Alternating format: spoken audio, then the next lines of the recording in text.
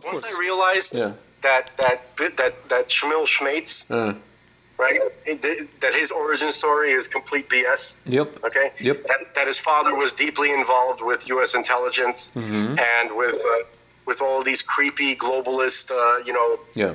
dudes with the Sanger, with Margaret Sanger, and that whole deal with the eugenics and Yeah. then it became very racist. clear that this is. Margaret Sanger was a racist. She was a class A racist. She was the racist of all racists. Yep. There was nobody who. Hitler was her student. Yeah. That's crazy. You know, he would have never. His thinking, like, is tame compared to what she was saying. You know what I mean? Like, she was one sick bitch. Yeah. One really demented demon dog. Margaret Sanger. That's what she looked like. Yeah, Margaret Sanger, racist eugenicist extraordinaire. The founder of Planned Parenthood would have considered many Americans unworthy of life. Look at this. Recent articles are reported on an unearthed video from 1947 of Margaret Sanger demanding no more babies for 10 years in developing countries. A couple of years ago, Sanger was named one of Time magazine's 20 most influential Americans of all time. Given her enduring influence, it's worth considering what the woman who founded Planned Parenthood contributed to the eugenics movement. Sanger shaped the eugenics movement in America and beyond the 30s and 40s. Her views of those and her peers in the movement contributed to compulsory sterilization laws in 30 U.S. states that resulted in more than 60,000 sterilizations of vulnerable people, including people she considered feeble-minded, idiots, and morons. She even presented at a Ku Klux Klan rally in 1926 in Silver Lake, New Jersey. She recounted this event in her autobiography. I accepted an invitation to talk to the women's branch of the Ku Klux Klan. I saw through the door dim figures parading with banners and illuminated crosses. I was escorted to the platform, was introduced, and began to speak. In the end, through simple illustrations, I believed I had accomplished my purpose. A dozen invitations to speak to similar groups were proffered. That she generated enthusiasm among some of America's leading racists says something about the content and tone of her remarks. In a letter to Clarence Gable in 1939, Sanger wrote, "We do not want word to go out that we want to exterminate the Negro population, and the minister is the man who can straighten out that idea if it ever occurs to any of their more rebellious members." Margaret Sanger commenting on the Negro Project in a letter to Gamble. How her own words and television appearances have leave no room for parsing. For example, she wrote many articles about eugenics in the journal she founded in 1917, the Birth Control Review. Her articles included some moral aspects of eugenics, the eugenic conscience, the purpose of eugenics, and birth control and positive eugenics, and birth control and the true eugenics, to name a few. The following are some of her more telling quotes. "While I personally believe in the sterilization of the feeble-minded, the insane, and the syphilitic, I have not been able to discover that these measures are more than superficial deterrents when applied to the constantly growing stream of the unfit. They are excellent means of meeting a certain phase of the situation, but I believe in regard to these, as in regard to other eugenic means, that they do not go to the bottom of the matter." This is in Birth Control and Racial Betterment, February 1919, the Birth Control Review. "Eugenics without birth control seems to us a house built upon the sands. It is at the mercy of the rising stream of the unfit. Stop our national habit of human waste. By all means, there should be no children with either mother or father, when either mother or father suffers from such diseases as tuberculosis, gonorrhea, syphilis, cancer, epilepsy, insanity, drunkenness, and mental disorders. In the case of the mother, heart disease, kidney trouble, and pelvic deformities are also a serious bar to childbearing. No more children should be born when the parents, though healthy themselves, find that their children are physically or mentally defective." It's another quote. "The main objects of the Population Congress will be to apply a stern and rigid policy of sterilization and segregation to that grade of population whose progeny is tainted, or whose inheritance is such that objectionable traits may be transmitted to offspring, to give certain dysgenic groups in our population their choice of segregation or sterilization." 1932. In a 1957 interview with Mike Wallace, Sanger revealed, "I think the greatest sin in the world is bringing children into the world that have disease from their parents, that have no chance in the world to be a human being practically. Delinquents, prisoners, all sorts of things just mark when they're born. That to me is the greatest sin that people can commit."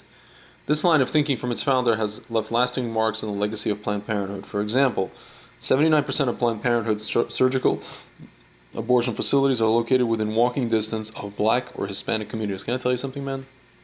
I was dating this Russian Jewish girl, And she told me that this is when she was already like 22, 23, and she told me when she was 17 years old, she had she went to, there was a place in where she lived, I'm not going to say the city. All right, so basically I was dating this girl when I was like 25. Tell us more, Greg. No, she was like 22. It's a Russian Jewish girl, and she was already finishing up college in. Basically, it's a college town where there's a campus, but then the actual town itself is kind of a little bit ghetto-ish. You know. Like what is that? Like Ithaca? Not that far up, but somewhere SUNY Albany. She went to Albany. Okay. Albany. I was gonna keep going. You're Yeah. like, I better just tell her because she's gonna keep guessing. It's gonna be annoying. So basically, she told me she went. So she went to get one of these. They allowed there was like a program for girls under 18. Who this happens to? She was a freshman in college. This is when she was a freshman. She went to this clinic. It's like a free clinic. And she was sitting there. And it's basically a bunch of Hispanic and black girls. And she started talking to one of the girls. And she goes, she asked her, she's like, oh, so this is your first time here? She's like, what do you mean? I mean, yeah. She's like, what do you mean my first time here? She's like, oh, this is, and then the Hispanic girl goes to her, this is like my third. And she's like, a lot of the girls here, this is some of them, this is their fourth time or fifth time here. Yeah, she's like, we use it as contraception. Disgusting. Like 18-year-old girls, 17-year-old girls, 19-year-old girls, 16-year-old girls. But black and Hispanic.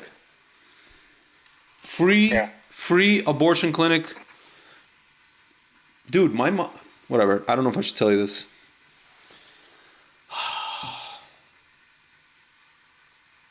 My mom knows a lady, let's put it this way. She knows a lady who's a doctor who performs these things.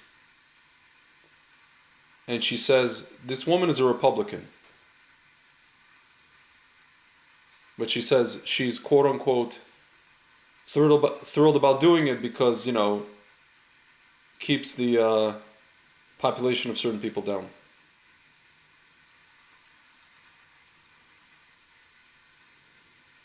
You understand what I'm saying, right? I'm not. I'm trying to contemplate. My mother knows a woman, a Russian Jewish woman, who is a doctor who performs these things. Okay, Greg. You don't have to yell at me. I'm not deaf. I'm just stupid. Yeah. And she's despite being a Republican, she says that she's thrilled to do them, these procedures, on black women and for Hispanic black women particularly, because she's thrilled to do that. Sick. Yeah. Out of yeah. Mental illness and evil is just kind of just rampant, and moral depravity is rampant in the secular world. Yeah, and her daughter, supposedly a Republican, started espousing all this, vagina hat stuff and all this kind of stuff. It's crazy. Vagina hat. Yeah, during Trump's. Hat. Again, I was thinking. Remember, I said how Trump. Why not a T-shirt?